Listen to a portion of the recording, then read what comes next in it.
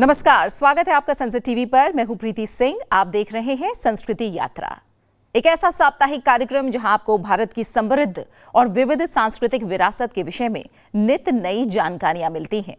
आज की हमारी खोज भारत की पारंपरिक और विविध युद्ध कलाओं के विषय में है, जो न केवल आत्मरक्षा के लिए हैं, बल्कि इनसे शारीरिक, मानसिक और बौद्धिक विकास भी होता है। मलखंब, गतका, थांग ता, कलरीपायट्टू, सिलंबम, ऐसी कई युद्ध कलाएं वर्षों से भारत के विभिन्न प्रांतों में प्रचलित हैं। इसी कड़ी में हमारी आज की यात्रा का प्रथम पड़ाव है उत्तर पूर्व भारत में स्थित मणिपुर, जहां प्राचीन और गौरवशाली युद्ध कला थांग ता का जन्म हुआ। थांग ता का अर्थ है तलवार और भाला। ये मणिपुर के मैतेई समुदाय का एक ऐसा युद्ध कौशल है जो कठिन साधना शक्ति, मानसिक दृढ़ता और शारीरिक चपलता का प्रतीक है। अनुशासन पूर्वक सीखी जाने वाली ये विधा आधुनिक समय में कुछ ही गुरुकुलों और समर्पित साधकों तक सीमित रह गई है। ऐसे में इस विलुप्त होती विरासत को फिर से पहचान दिलाने का एक प्रयास है फिल्म थांग ता, मार्शल आर्ट ऑफ मणिपुर। तो आइए देखते हैं विशेष में इसके कुछ अंश।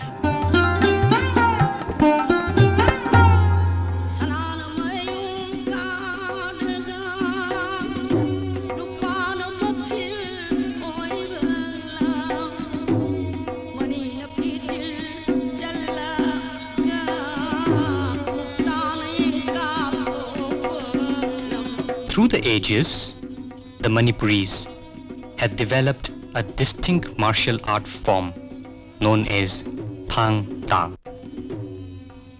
In the course of history, the people of this tiny kingdom could defeat the armies of Burma and neighboring countries by the culture of this art.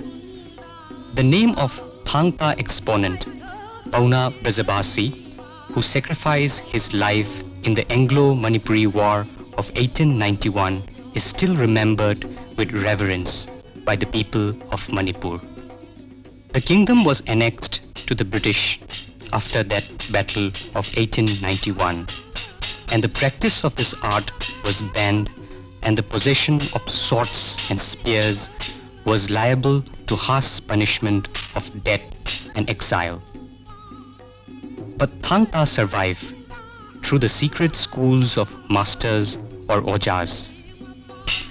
Deep value of sacrifice, chivalry and honor, respect for life of all statures, proper safeguard of women and children, morality and truth are some of the ethical practices associated with the martial art tradition.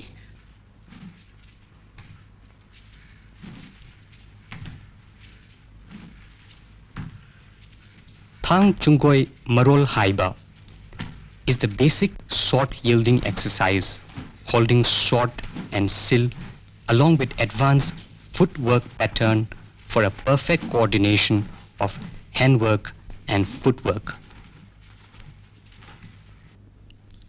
Oza Sinam Devabarta explains that Ta, spear, Ta is a weapon used by the people of Manipur since antiquity. Ta can be advantageously used in thrusting man and animal alike with either end.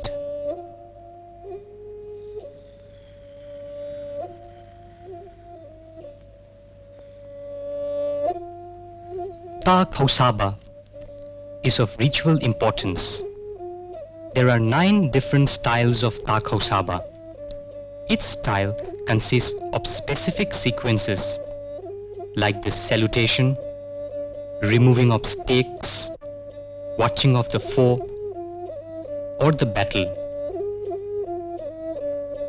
the hunt and the stroke.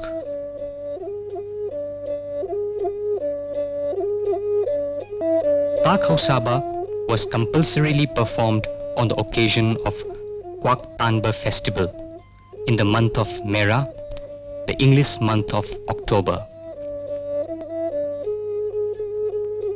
For the first feeding of the Meitei child with solid food, a ritual called Chawumba is performed. The well-dressed and ornamented child is kept on a mat.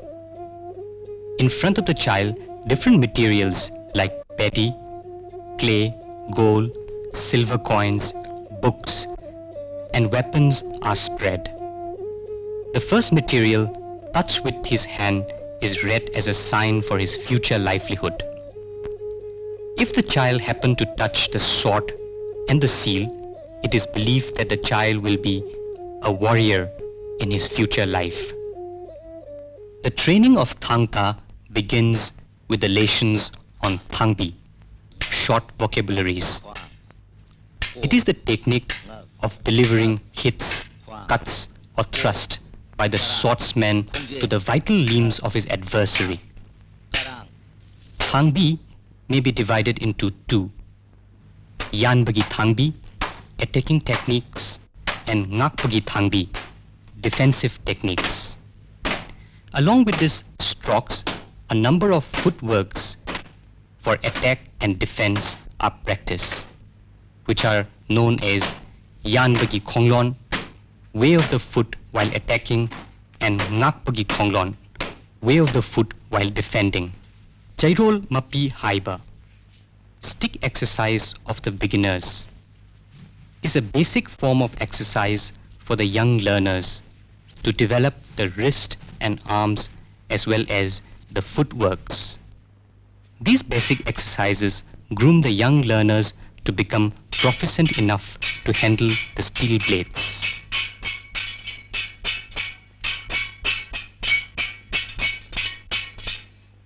These are Sajel Kanglon exercises in order to develop balance, flexibility, agility, endurance, and coordination.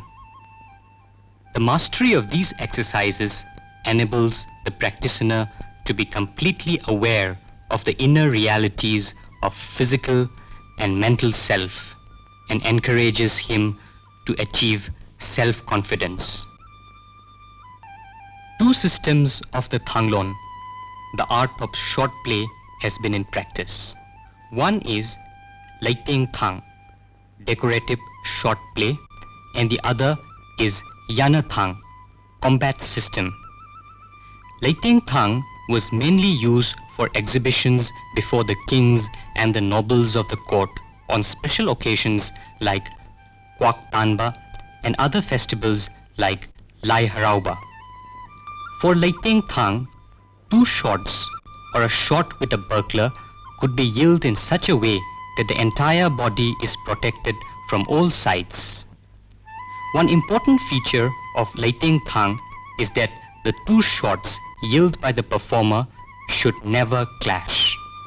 Some of the steppings used in the process are Thunga Nungdum, triangular, Tha Machet, semicircular, Khongpham Manga, 5 steps. Another typical feature of Leiting Thang is the composed duels like Thang Yanaba, short fight, Thang Ta Chainaba, short and spear fight, based on basic exercises of the Thang Ta. The other technique, Yana Thang, freestyle combat technique, is practiced with the weapon Chaibi. Different weapons are used for different purposes. This is Lambuta, a long spear used for capturing or killing tigers. Khangningta, Tabak, and Long are some of the different types of spear. These swords are known as Salai Thang, swords of 7 clans of the Meiteis, namely Angom, Ningthaucha, Luang, Khabanganba, Khuman, Moirang, and Sarang Leisangthem. Some of the sacred swords believed to be yielded by different guardian deities of the Meiteis are shown here. Then, bow and arrow were commonly used by the Manipuris. Sairong is also an indigenous weapon of the Manipuris. The Arambai was used to be thrown from the horseback by the Manipuri cavalry. An expert equestrian could throw this weapon very effectively to all the angles, forward, backward, and sideways, even from beneath the dewlap of his mount to inflict a fatal injury to the enemies. Through the centuries, the Manipuris smelted iron from the iron ore available in Manipur, mainly at Kakching. The weapons were indigenously made out from that smelted iron. The Meiteis believe that the weapon have evolved from the limbs and bones of Ting Sidaba, the Eternal One, and consequently they are treated with reverence. The valiant heroes who had successfully fought many battles and captured ferocious wild animals were amply rewarded by the king of Manipur. Manafi is one such specially made cloth for the purpose of the reward. Pajeng Firal, made of rare bird feather and small flags, are also decorated on the turbans of those competent ones. The Manipuris not only attained higher skills in the use of weaponry, but also developed a special technique of unarmed combat known as Sarit Sarat. Sarit literally means evading or defense from an armed or unarmed attack, while Sarat means counter-offensive moves to hurt the attacker whatever the situation be. Offense is defense is the basic principle of this art. Mukna is a must during Lai Harauba, the biggest festival of the Meiteis. There are different laws or techniques used in the Mukna. Some of them are Kaplak Kotpi, Chepching, Longkro. Those who practice Thang Ta have to follow strict rules of conduct and moral ethics. Manipuri martial art culture involves the study and invocation of different elements. A specific area of study is the reading of signs of the clouds known as Lechin Lon. For instance, if the cloud assumes the form of a lion facing the enemy in the battlefield, it is sure that the battle will be won. Thang Ta of the Manipuris is not simply the ability to yield weapons, to fight with physical strength and skill. The art includes deep spiritual exercises which enables the martial man to cope with other forces beyond human knowledge and comprehension. The training in Thang Ta will not be complete without the knowledge of the sacred Thengo. This art is imparted only to a student who is over 40 years of age and also one who can control his mind. Thengo is the ritual of summoning the spirits of the eternal world to balance the equilibrium of the universe with the esoteric martial movement from which the language of the sword and spear originates.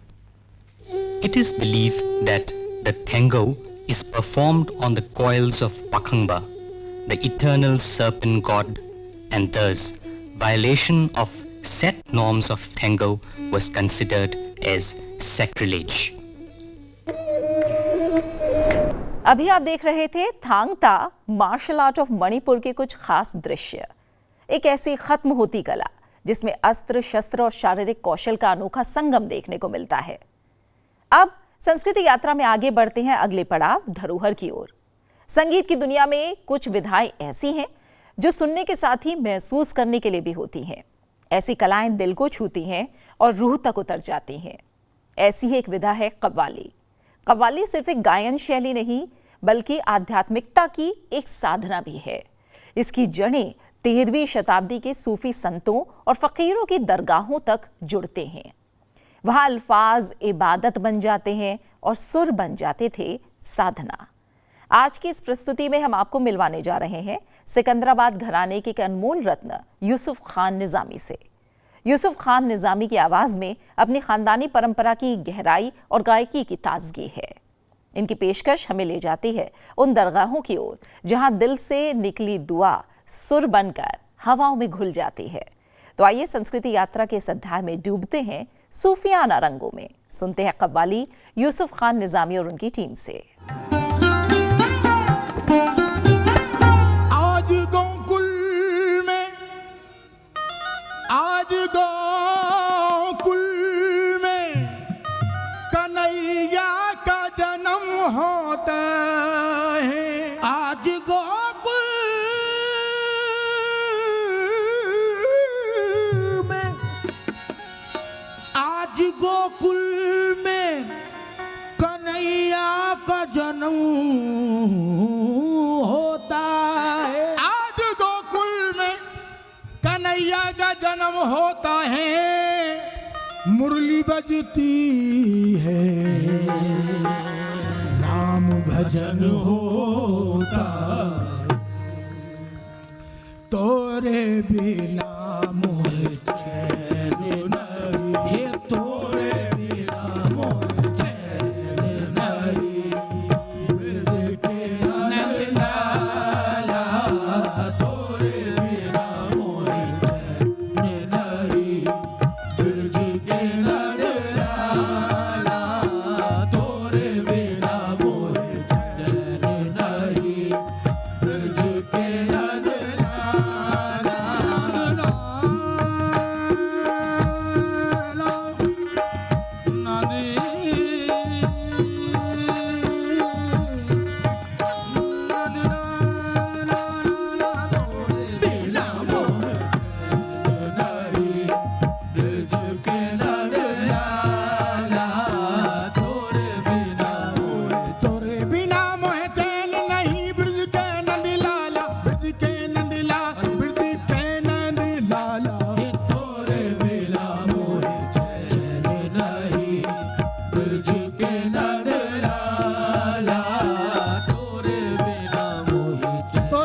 पहुँचे नहीं ब्रज के नंदलाला।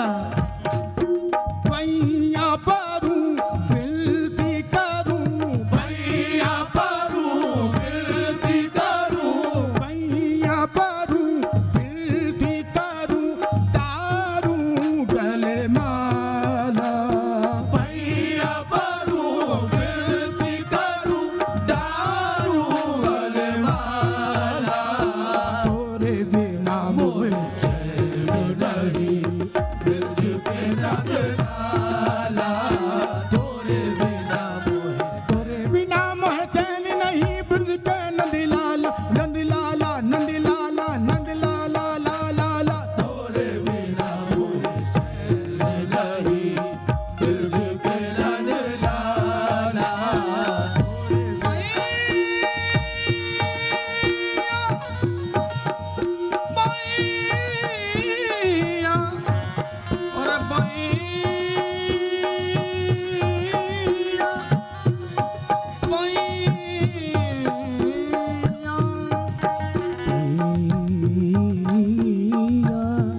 पैया परूं विनती करूं। हाँ sir, इस भजन का दूसरा अशार आपकी नजर है। ढूंढू फिरी बिंद्रावन में, ढूंढू फिरी बिंद्रावन में, ढूंढू फिरी बिंद्रावन में, कहीं न भेद पायो। ढूंढ फिरी बिंद्रावन में, कहीं न भेद पायो।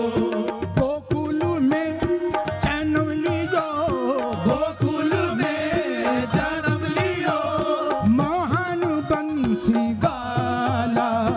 तोरे बिना मोहे चैन नहीं, ब्रज के नंद लाला। कहते हैं जिसको शाम वो आनंद कंद है, कहते हैं जिसको शाम वो आनंद कंद है, कहते हैं जिसको शाम वो आनंद कंद है, कहते हैं जिसको शाम वो आनंद कंद है। जग में उसी के नाम की फैली सुगंध है, जग में उसी के नाम की फैली सुगंध है।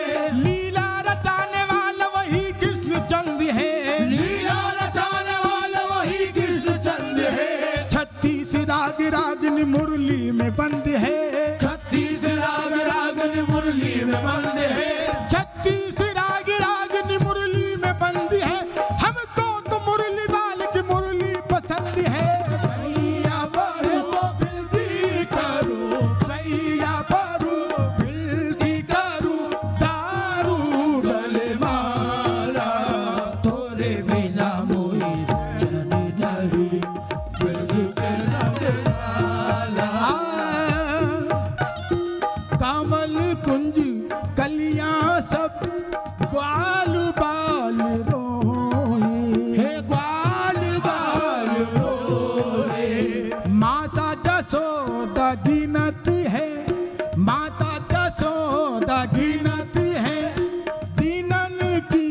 ये माला, तोरे बिना मोर चैन नहीं। ब्रज के नदी लाला हो गोकुल में जन्म लियो, गोकुल में जन्म लियो, मोहन बंसी वाला, तोरे बिना मोर चैन नहीं। ब्रज के नदी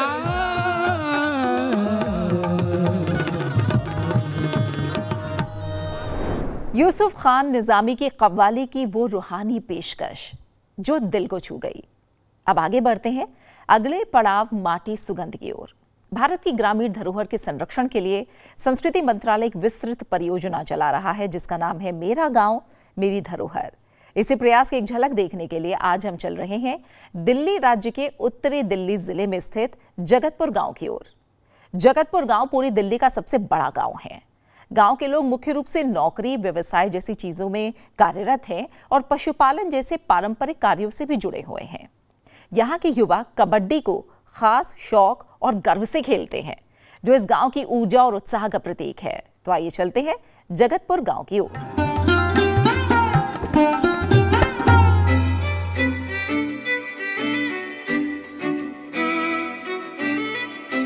जगतपुर उत्तरी दिल्ली की सिविल लाइंस तालुका में स्थित जगतपुर पूरी दिल्ली का सबसे बड़ा गांव है। गांव में हिंदी, उर्दू, पंजाबी और हरियाणवी बोली जाती है। गांव में बने विद्यालय और प्राथमिक शिक्षा केंद्र यहाँ के शिक्षा स्तर को बेहतर बना रहे हैं। गांव में बने प्राथमिक शिक्षा केंद्र और पक्की सड़कें यहाँ के निवासियों का जीवन बेहतर बनाने का कार्य करती हैं। गांव के निवासी मुख्य रूप से खेती, बागबानी और पशुपालन जैसी प्राथमिक क्रियाओं से जुड़े हैं। साथ ही साथ यहाँ कई लोग बाजारों में छोटी दुकानें चलाकर या मजदूरी कर अपना जीवन निर्वाह करते हैं। यहाँ के अधिकांश युवा कबड्डी विशेष रूप से खेलते हैं, जिस वजह से यहाँ प्रतिवर्ष 2 बार कबड्डी प्रतियोगिता का आयोजन किया जाता है। यहाँ की यात्रा आपको रोमांचित करने का कार्य करेगी। यहाँ अवश्य आएं और इस सुंदर क्षेत्र को अपनी स्मृतियों में अंकित करें। तो ये थी आज की हमारी संस्कृति यात्रा। आशा है आपको पसंद आई होगी। इस कार्यक्रम को लेकर आपके सुझाव हमारे लिए बेहद महत्वपूर्ण हैं। अपने सुझाव हमें जरूर भेजें। हमारा ईमेल आईडी है sanskriti.ignca@gmail.com। आपसे फिर होगी मुलाकात संस्कृति टीवी पर अगले हफ्ते आज ही के दिन इसी समय संस्कृति यात्रा के अगले एपिसोड में। तब तक के लिए नमस्कार और जाते जाते देखिए हाल ही में हुए सांस्कृतिक आयोजनों की खास झलकियां। आईजीएनसी के क्षेत्रीय केंद्र वाराणसी ने संस्कार भारती काशी प्रांत के सहयोग से नाद यात्रा श्रृंखला के अंतर्गत एक संगीतमय संध्या का आयोजन किया। इस संगीत संध्या की मुख्य कलाकार थीं डॉक्टर संगीता पंडित, जिन्होंने सावनी ठुमरी और बसाती दादरा की मनमोहक प्रस्तुतियां दी। कार्यक्रम की शुरुआत सुधीर कुमार गौतम के वंशी वादन से हुई, जिन्होंने राग यमन और कजरी को बांसुरी की मधुर तानों में पिरोया। मुख्य अतिथि के रूप में उपस्थित वरिष्ठ समाज सेवी श्री श्याम कृष्ण अग्रवाल ने इस आयोजन की खूब सराहना की। इंदिरा गांधी राष्ट्रीय कला केंद्र यानी आईजीएनसी ने प्रोफेसर नामवर सिंह स्मृति व्याख्यान का आयोजन किया। मुख्य वक्ता थे महात्मा गांधी अंतर्राष्ट्रीय हिंदी विश्वविद्यालय वर्धा के पूर्व कुलपति डॉक्टर विभूति नारायण राय। उन्होंने प्रोफेसर नामवर सिंह के सार्वजनिक चिंतन, अकादमिक योगदान और समकालीन हिंदी साहित्य के निर्माण में उनकी भूमिका पर विस्तार से चर्चा की। मैं हमेशा इस बात से चकित होता था कि नामवर जी चाहते हैं कि उनको कवि आलोचक के तौर पर माना जाए, कविता के आलोचक के तौर पर माना जाए। हुआ ये कि हम लोग उन्हें कहानी का आलोचक मानते रहे और उसकी वजह शायद यही थी कि नई कहानी नाम से जो पूरा आंदोलन चला, उस नई कहानी को पहली बार नामवर जी ने ही प्रतिष्ठित किया। नामवर जी एक तरह से इसके पुरोधा थे। वहीं प्रोफेसर नामवर के पुत्र विजय कुमार सिंह ने उनके कुछ रोचक संस्मरण साझा किए। जब मेरी पुस्तक तैयार हो गई, प्रकाशक मुझे मेरे हाथ में दे दी, तो मुझे पुस्तक को बड़ी जानदार लगने लगी। जो उसके पन्ने फड़फड़ाने लगे, उसमें कुछ आवाज़ आने लगी। पुस्तक ने मुझसे कहा कि मुझे भवसागर में छोड़ रहे हो, कहीं मुझे देखने नहीं आओगे क्या? मेरी निंदा प्रशंसा के भागी क्या नहीं बनोगे? इस अवसर पर नामवर विचार कोश पुस्तक का लोकार्पण भी हुआ। व्याख्यान की अध्यक्षता कर रहे आईजीएनसी के अध्यक्ष पद्म भूषण राम बहादुर राय ने कहा कि 2026 नामवर जी का जन्म शताब्दी वर्ष है, इसे पूरी तैयारी के साथ मनाना चाहिए। अमर सिंह जी आज 99 साल के हो गए हैं। अगले साल जब हम 28 जुलाई को मिलेंगे तो वे 100 साल के होंगे और आज से ही सोचना चाहिए कि क्यों ना हम उनकी पुण्यतिथि तक जन्म शताब्दी वर्ष घोषित करें, उसके का आयोजन करें। इस मौके पर आईजीएनसीए के डीन और कला निधि विभाग के अध्यक्ष प्रोफेसर रमेश चंद्र गौड़ ने व्याख्यान की प्रस्तावना प्रस्तुत की।